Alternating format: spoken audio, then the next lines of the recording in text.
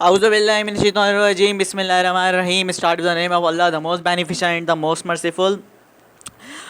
जो है ना, मैं एक्सरसाइज 19.2 पहले जो मैं अपलोड कर दूंगा, 19.1 बाद में करूंगा, ठीक है। उसके पीछे कुछ वजूहात हैं, इसकी वजह से मैं नहीं कर रहा हूँ। अच्छा, स्टार्ट करने से पहले सूरह आल इमरान, कुरान मजीद की एक आयत है सूरह आल इमरान में 190 to 191 के अंदर, कि हमने ज़मीन और आसमान को बनाने में और दिन और रात के बदलते रहने में अहले अक्ल वालों के लिए बड़ी निशानियां रखी हैं, ठीक है। तो ये मैं आयत जो है, ये मैं क्यों पढ़ रहा हूँ, इसका क्या ताल्लुक़ है इस आयत से, और मैं पढ़ा रहा मैं हूँ और मैं ये आयत पढ़ रहा हूँ, वजह क्या है। तो अगर आप इस आयत के अंदर आप गौर करेंगे, सूरह आल इमरान की इस आयत में 191 में, तो ज़मीन और आसमान के बनाने का प्रोसेस क्या है, किस चीज़ के अंदर आता है हमारा, ये साइंस है, ठीक है, फिज़िक्स है। ये दिन और रात के बदलने में ये किसका ताल्लुक़ है, साइंस का ताल्लुक़ है। ये यूनिवर्स के बारे में जानने में किसका ताल्लुक़ है, ये साइंस के सब्जेक्ट हैं। मैथ्स क्या है, मैथ्स जो है यूनिवर्स की लैंग्वेज है, ठीक है। तो ये मैथ जो पढ़ा रहा हूँ, ये मैं क्या कर रहा हूँ, ये इसी कुरान मजीद के आयत पर मैं अमल कर रहा हूँ, ठीक है, क्योंकि ये जो मैथ है ये लैंग्वेज ऑफ द यूनिवर्स है। अच्छा, मैं ये इसलिए आप लोगों को बता रहा हूँ क्योंकि अभी जो बच्चा था, वो बच्चा आके जो टोपी पहन के जो बच्चा आया था, मौलाना बच्चा जो था, उसने जो वीडियो आगे बनाई थी, वो 8 क्लास तक या फिर 9 क्लास तक तो मदरसे का बच्चा, वो माशाल्लाह से हिफ्ज़ किया हुआ है उसने कुरान पाक को, ठीक है। लेकिन उसने कभी भी जो है सब्जेक्ट्स इस तरह के नहीं पढ़े थे, मैथ्स उसने नहीं पढ़ा है, केमिस्ट्री उसने नहीं पढ़ा।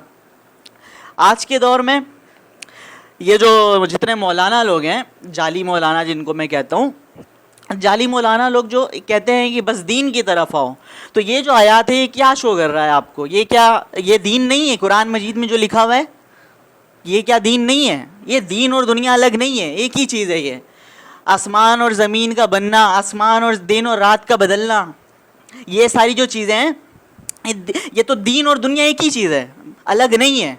इस बात को अच्छा, वो फिर यही लोग, ये जो बच्चा है ये उनसे बेजार हुआ है, यही लोग बोलते हैं कि आज के दौर में जिहाद हराम है, जब तक गवर्नमेंट की तरफ से गवर्नमेंट ऐलान ना कर दे। अरे भाई, गवर्नमेंट तो खुद दज्जाल को सपोर्ट करेगी, दज्जाल के सपोर्टर है, वो कैसे ऐलान कर देगी जिहाद का, समझ में आई। ये जो हैं ये उसके पैरोकार हैं, सहूलतकार हैं, इस वजह से वो बच्चा भी बेजार है।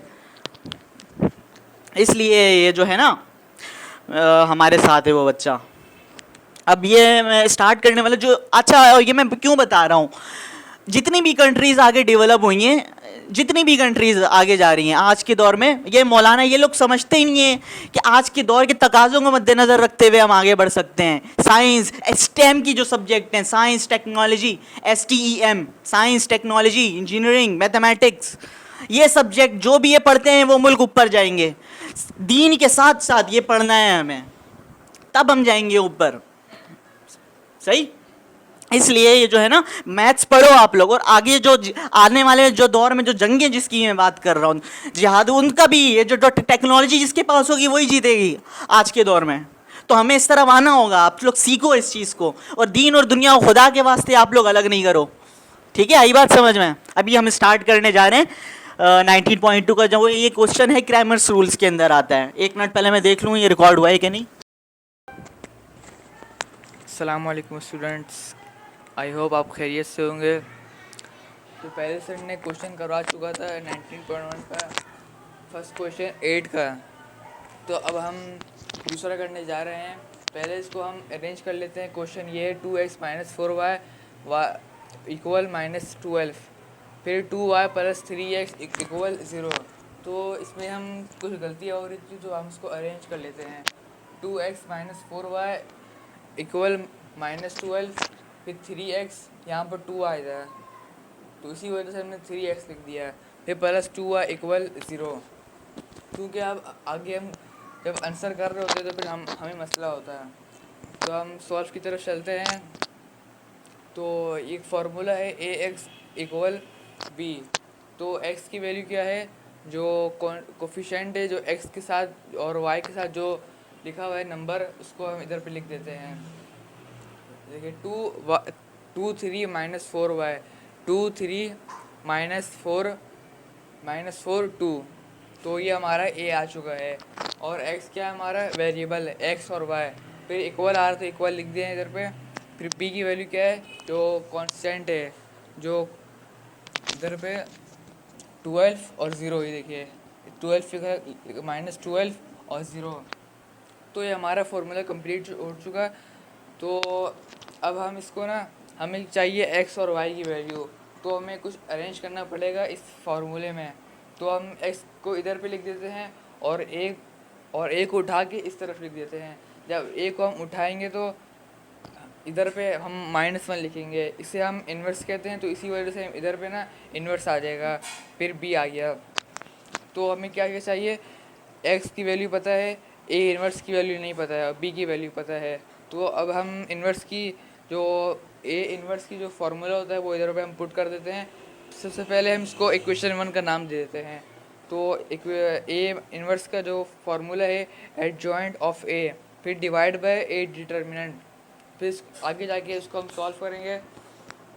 सबसे पहले हम इसको एडजॉइंट ऑफ ए निकालते हैं, ये दोनों हमें नहीं पता, तो इसको अब पहले निकालना पड़ेगा इसको, फिर ही जाके ना ए इन्वर्स बनेगा।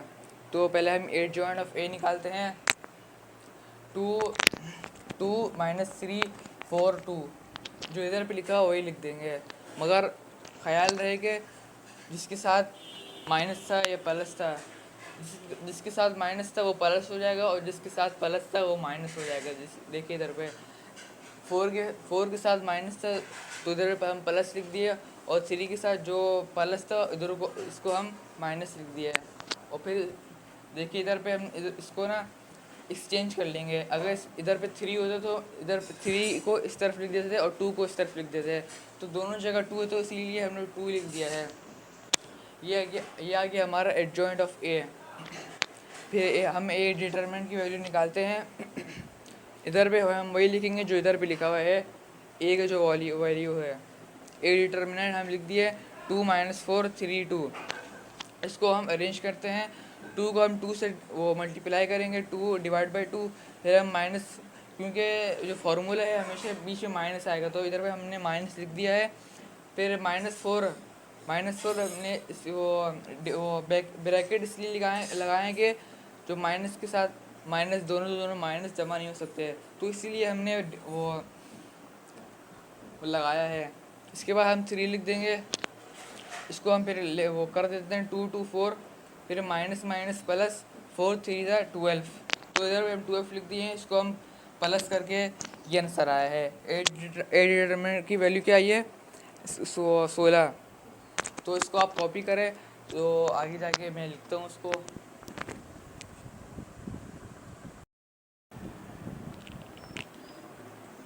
ओके स्टूडेंट, आगे चलते हैं। जो हमने इक्वेशन 2 बनाया था, उसको हम इधर पे पुट कर देते हैं। इक्वेशन 2 जिसको बनाया था ए इन्वर्स, वो एडजॉइंट ऑफ ए और डिवाइड बाय ए डिटर्मिनेंट को हमने इक्वेशन 2 का नाम दिया था। तो जो एडजॉइंट ऑफ ए की जो वैल्यू आई थी वो हमें ये आई थी 2 4 -3 2, और जो ए डिटर्मिनेंट की जो वैल्यू आई थी वो 16 आई थी। तो हम इधर पे ए इन्वर्स पर जो जो था इधर पे एडजॉइंट ऑफ ए जो फार्मूला था इसको हम इधर पे पुट कर चुके हैं। आगे चलते हैं। ए उसको हम ना बारी बारी डिवाइड करेंगे, जैसे 16 से, 2 को 16 से, फिर 4 को 16 से, फिर 3 को 16 से, ऐसे ऐसे करेंगे। इधर पे मैंने कर दिया है वो 2 डिवाइड बाय 16, 4 डिवाइड बाय 16, फिर -3 डिवाइड बाय 16, फिर 2 डिवाइड बाय 16। फिर आगे चल के फिर इधर पे हम इसको अरेंज कर लेते हैं। 16 के 4 की टेबल में, 2 की टेबल में 2 एक मरतबा आता है, 2 1 मरतबा आता है, और 16 जो आता है वो 8 मरतबा आता है। तो इधर पे मैंने लिख दिया है। और 4 इसको हम जो करेंगे वो 4 की टेबल से करेंगे। 4 1 ज़ा 4, फिर 4 4 16। इधर पे देखिए इधर पे लिख दिया इधर पे।